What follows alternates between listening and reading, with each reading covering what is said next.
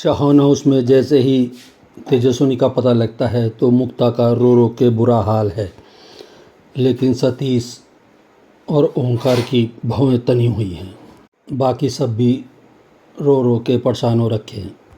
सतीश, छी छी छी, जाते जाते भी घर को बर्बाद कर गई ये लड़की। दुनिया थू थू करेगी हम पर, कहीं मुंह दिखाने के लायक नहीं छोड़ा। ओंकार, खानदान का नाम मिट्टी में मिला दिया। चुल्लू भर पानी में डूबने के अलावा अब कोई काम नहीं बचा।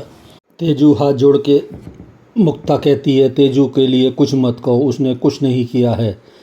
तो सतीश गुस्से में, तो आरती उतारूं उसकी? दिखता नहीं है क्या क्या करके बैठी है आपकी लड़की? नहीं नहीं, वैसे परवरिश तो आपकी ही दी हुई है ना, तो आप ही के कदमों पे चलेगी ना वो। आपने एक अच्छा शादीशुदा लड़का देखकर उसको फंसा लिया, उसने क्या अलग किया? प्यार एक से किया, शादी दूसरे से की और मिली तीसरे के साथ। कोई अमीर आदमी देख के उसके साथ रात में रंगरलियाँ मनाने गई थी। वो भी कौन? पुलिस वाले का हस्बैंड। किसी ने देख लिया होगा, गुस्से में गोली मार दी। तभी लक्ष्मी गुस्से में, जवान संभाल के बात करिए भाऊ साहब, आप इस घर की लड़की के बारे में बात कर रहे हैं। जूही भी, हाँ बाबा, तेजू ताई के बारे में ऐसे बात मत कीजिए। आदिति भी, तेजू ने कुछ गलत नहीं किया है। लक्ष्मी, पर मैं इतना जानती हूँ कि उसका सच आपके सच से कोसों दूर होगा। अरे रिश्तेदारी ना सही, कम से कम इंसानियत के नाते ही इंसानियत निभा लीजिए। अरे उसकी बेटी अभी अभी मरी है, उसी के सामने उसकी बेटी के बारे में आप कुछ भी बोले जा रहे हैं। ऐसा करते हुए बोलते हुए आपकी ज़बान नहीं लड़खड़ा रही? तभी ओंकार, क्या गलत बोला सतीश ने? सब कुछ आंखों के सामने है। लक्ष्मी को, इन माँ बेटियों की साइड लेना बंद कर दो। मैं तो पहले ही बहुत पछता रहा हूँ, मैं इन दोनों माँ बेटियों को लेके यहाँ क्यों आया हूँ। मुझे तो बस अपने पोते का वादा चाहिए था। वेदु, प्लीज़ मेरी ताई के बारे में उल्टा सीधा बोलना बंद करो। सतीश, सबको बर्बाद किया, इस घर को बर्बाद किया तुम्हारी बहन ने। ये सब कुछ जो कुछ हुआ है ना, है तुम्हारी बहन की वजह से हुआ है। तुम्हारी बहन की वजह से इस घर की 3 लड़कियां ज़िंदगी भर कुंवारी रहेंगी। कभी कभी तो दिल करता है मोहित दादा मर गया, मोहित दादा साथ की बहन को भी मर जाना चाहिए था। तभी मुक्ता बेहोश हो जाती है तो सतीश, देखो नौटंकी, पानी मारो ठीक हो जाएगी।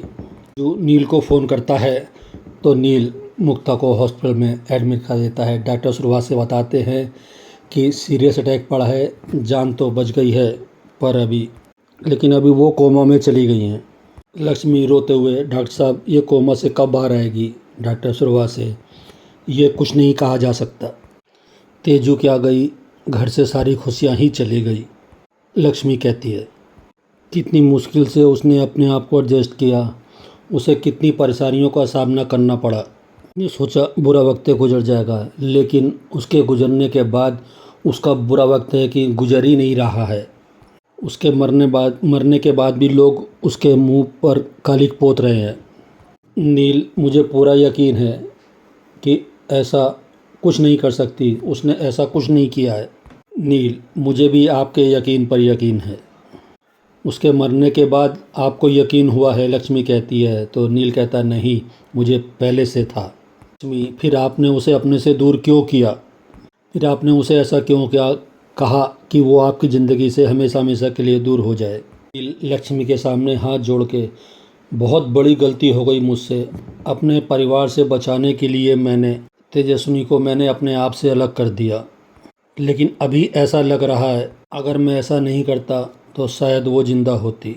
नील से, यह आपने अच्छा नहीं किया जवाई बाबू, बिल्कुल अच्छा नहीं किया। आपके एक गलत निर्णय ने तेजस्विनी की ज़िंदगी बर्बाद कर दी। लक्ष्मी और नील की बात सुन के तेजू बाहर की ओर भागता है तो आदिति, जूही और प्रजता उसे पकड़ के अंदर लाती हैं।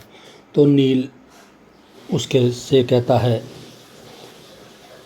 कि मैं तुम्हारी दीदी पे लगा हुआ हर इल्ज़ाम गलत साबित करूँगा, उसे निर्दोष साबित करूँगा, ये मेरा वादा है तुमसे।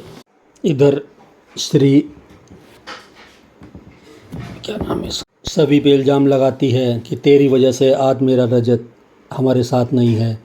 अगर तू रजत को लेके यहाँ नागपुर नौकरी करने नहीं आती तो वो हम सबको यहाँ नहीं लाता और वो आज हमारे बीच होता। तभी तारा एक गिलास पानी लाके उसके मुंह पर मारती है और कहती है मेरा बस चले तो मैं इस लड़की के मुंह पे कालिक पोत दूँ। हम सबकी ज़िंदगी बर्बाद कर दी इस औरत ने। सभी कहती है कि अगर मम्मी जी आपने अपना बेटा खोया और तारा ने अपने भाई खोया है तो मैंने भी तो अपना पति खोया है, मेरे बच्चों ने भी तो अपना पिता खोया है। सभी के ऊपर दोहरी जिम्मेदारी आ गई है, उसे घर को भी संभालना है और अपने बच्चों के लिए माँ के साथ साथ पिता का भी रोल अदा करना है। वो सभी सही के सामने रजत के कपड़े पहन के आती है और उसका पिता बनने का नाटक करती है, जिससे सही थोड़ा सा खुश हो जाती है। इधर नील ड्यूटी पे आता है तो पत्रकार उसे घेर लेते हैं और कुछ इस तरह की बातें करते हैं गलत, जिससे नील को गुस्सा आता है। तो नील अपने आप से वादा करता है कि मैं तेजस्विनी के ऊपर लगे हुए हर दाग को मिटा के रहूँगा, चाहे मुझे जो भी करना पड़े।